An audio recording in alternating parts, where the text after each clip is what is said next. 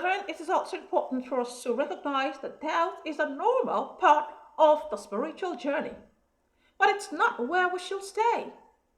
If you study Genesis chapter 26, yes, Genesis chapter 26, from verse 17 to 24, though Isaac and his servants seem to have labored and labored, almost like in vain, the Lord appeared unto him in assurance of blessings.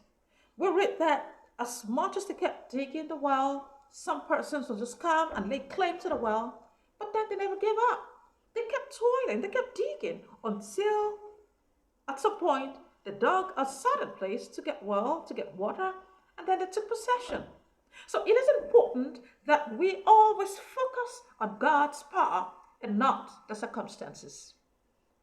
Peter's eyes were fixed on the wind and waves rather than Jesus.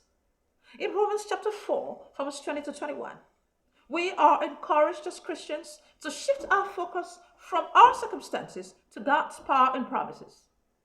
He staggered not at the promise of God through unbelief, but was strong in faith, giving glory to God, and being fully persuaded that what he had promised, he was able to perform. Romans chapter 4, from verse 20 to 21. So you need to speak faith and not doubt. Our words have the power to build or destroy our faith.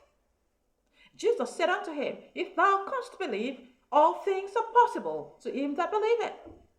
And straightway the father of the child cried out and said with tears, Lord, I believe. Help thou mine unbelief.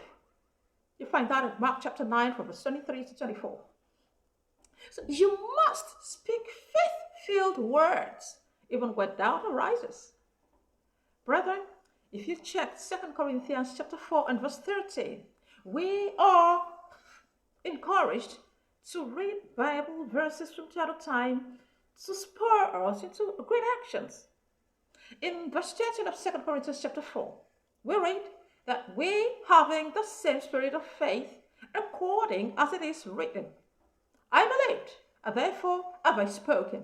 So we also believe and therefore speak.